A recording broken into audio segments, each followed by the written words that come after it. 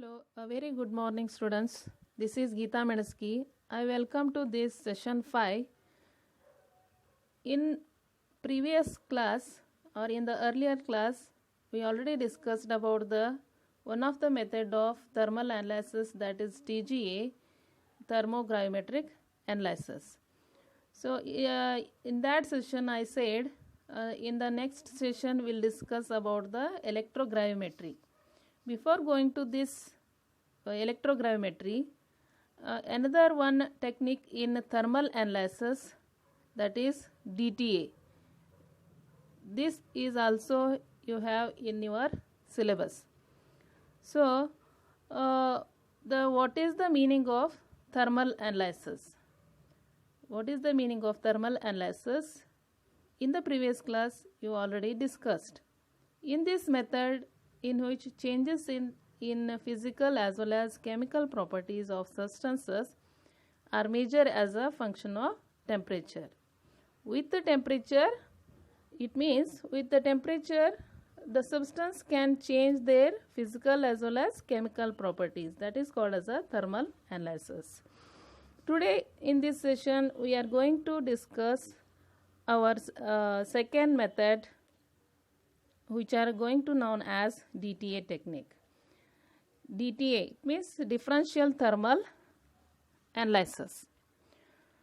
So in that, what is the contents in a differential thermal analysis? First one is theory, second one instrumentation of that DTA, then methodology and the applications of DTA. Before we start with this theory, first we should understand the exact meaning of DTA.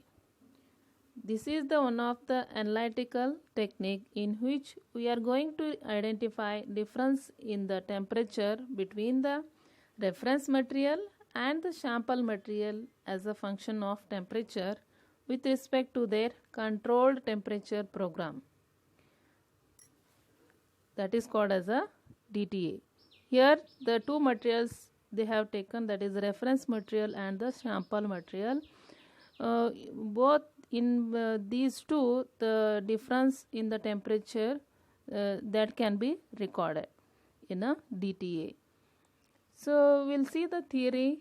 The difference of temperature under estimation and a thermally inert reference material is continuously recorded as a function of furnace temperature in DTA. Before I said the two materials they have taken, they are reference material and the sample material. That reference material, it will be inert reference material. Then the temperature can be recorded in a DTA. The measurement of changes in heat content is carried out by heating the two material at elevated temperature or cooling to subnormal temperature at a predetermined rate. The material is to be heated in a furnace to the cooling by cooling or a normal by giving a normal temperature to the material. The physical or chemical changes we can see in the material. The thermal effect may either be endothermic or exothermic and are caused by physical phenomena such as fusion, crystalline structure inversion, boiling, vaporization, sublimation or others. Here by giving a temperature to the materials, in that two processes, endothermic as well as exothermic processes, we can see in the thermogram. By physical changes like fusion, by melting that compound, or crystallization process, or boiling, the vaporization also takes place, the sublimation or others. Some enthalpic effect are also caused by chemical reaction. In this manner, endo and exothermal bands and peaks appearing on the thermogram give information regarding the detection of enthalpic changes. The range of phenomena measurable during a DTA run is much larger than in a TGA run. In the thermogram, the peak or DTA run, it will be larger than compared to the TGA run. The TGA and DTA are complementary techniques. These two are because the information obtained by the application of one approach is often enhanced by the application of other method. Okay, just take a look on this graph, the delta T versus temperature. Here you can see the line that is slightly decreasing and fast decreasing, again increasing. By knowing this peak, we can measure the difference between the temperature, as well as in the chemical reaction the process it will be happen, that is melting process, crystallization process, sublimation process, we will come to know by this thermogram. Now further we'll see the methodology, what type of material should be taken, that we will see now. A. Insert a very thin thermocouple into a disposal sample tube 2 mm in diameter and containing 0.1 to 10 mg of sample. The thermocouple, it will be, that tube should contain 2 mm in diameter. Then the sample, it will be 0.1 to 10 mg, that has to be taken. Another identical tube is either kept empty or filled with reference substance. So here another tube, that it will be empty or by filling the reference material or reference substance. It may be such as quartz, sand, alumina or aluminium powder. These will be the reference substances. The two tubes are simultaneously inserted into a sample block and subsequently heated or cooled at uniform predetermined programmed rate. These two tubes, it will be inserted in a sample block. The DTA being a dynamic process, it is extremely important that all aspects of the technique must be thoroughly standardized so as to obtain reproducible results, such as aspects are pre-treatment of specimen, particle size and packing of specimen. Pre-treatment of specimen, it may be, it means that is the particle size and packing of specimen. Dilution of this specimen, nature of inert, diluent, crystalline substance must be powdered, it will be amorphous in nature, and sieved through 100 mesh sieve. Micelle size is critical for colloidal particle and adequate control of atmosphere. That substance, it should be amorphous in nature, then the atmosphere of that air, it will be controlled. Now, what type of instruments that has to be taken in a DTA or a differential thermal analysis? The instrumentation we'll see now. Sample holder with built-in thermocouple assembly. Here in this diagram you can see the sample holder at the center.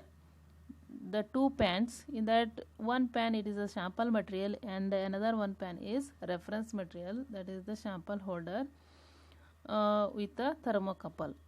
Second one, flow control system. At the upper side of that, in that diagram you can see the atmosphere control. The third one, furnace assembly. With that, the sampled holder covering by the furnace.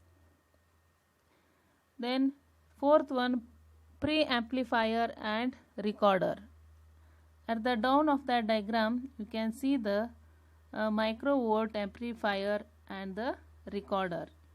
Here microvolt amplifier, they can measure the difference in the temperature. Then fifth one, furnace power programmer and controller. At the left side, the temperature sensor, and the right side, the furnace programmer, it will be there. Okay, let us come to know about the sample holders. Both metallic as well as non-metallic materials they are using are employed for the fabrication of sample holders. To the metallic materials generally include nickel, stainless steel, platinum and its alloys. Non-metallic material generally includes glass, vitreous, silica or sintered alumina. These are the non-metallic materials. Metallic holders give rise to a sharp endotherms and flat endotherms. On the other hand, non-metallic holders also yield a relatively sharp endotherms and flat exotherms. At the down you can see the diagram of that sample holders. Here the thermocouple at the center, at the bottom of the sample holder. Then here in the B, so the two sample holders, they are connected to a thermocouple. Then in the third one also it is same. We can record the temperature between the differences between these two samples. So at the last one, that sample holders, they can kept in that. The second one, furnace. In differential thermal analysis apparatus, one always prefers a tubular furnace. Furnace, it should be there, then only the record we can make it. This is constructed with an appropriate material, wire or ribbon, wound on a refractory tube. That wire, it can be wound on that tube. Such furnaces possess the desired characteristics for good temperature regulation and programming. These are fairly inexpensive. Generally, the choice of the resistance material as well that of refractory is decided from the intended maximum temperature of operation and gaseous environments. So here it is inexpensive, it is not costly, then these materials, it can be used in this technique. Next one is temperature controller. In order to control temperature, the three basic elements are required. These are sensor, control element and heater. On-off control.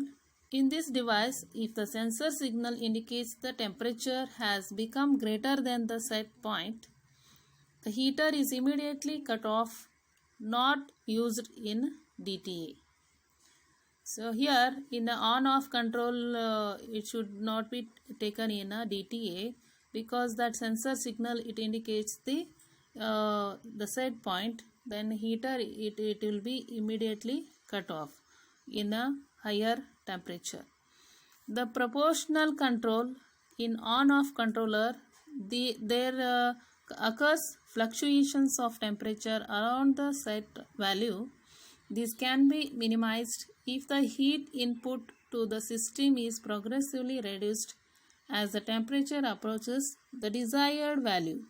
Such a controller that anticipates the approach to the set value is known as a proportional controller. The last one is recorders. In thermoanalytical studies, the signal obtained from the sensors can be recorded in which the signal trace is produced on paper or film by ink, heating stylus, electric writing or optical beam that can be recorded. There are two types of recording devices similar to the TGA. One is deflection type and other is null type. So where it can be applicable, we can see the applications of DTA. That first, on identification of substances, we know that the DTA curve for two substances is not identical. Therefore, these serve as fingerprints for various substances. Particularly, DTA has become an established to identify the fingerprints. So, the next one, identification of products. When a substance reacts with another substance, the products is identified by their specific DTA curves. Therefore, this technique has been termed reaction DTA. This DTA, it can be used in the chemical reaction to get the DTA curves. The next one, melting points. As melting points can be easily determined by DTA, it means that this technique can be used as a direct check of the purity of the compound. To purity of the compound to check, this method can be used. The next one, qualitative analysis. We know that the area of DTA peak is proportional to the total heat of reaction and hence the total weight of the sample. Therefore, the quantitative analysis is possible with the help of standard curves of peak, area versus weight. Here, quantitatively we can measure by this method. Quality control. DTA technique has been widely used for the quality control of the large number of substances like cement, glass, soil, catalyst, textiles, explosives, resins, etc. So qualitatively also they can measure by using this method. I hope you understood the concept. This is all about DTA, the differential thermal analysis. Now we can start the electrogrammetry in the next session. Thank you students. Thank you very much.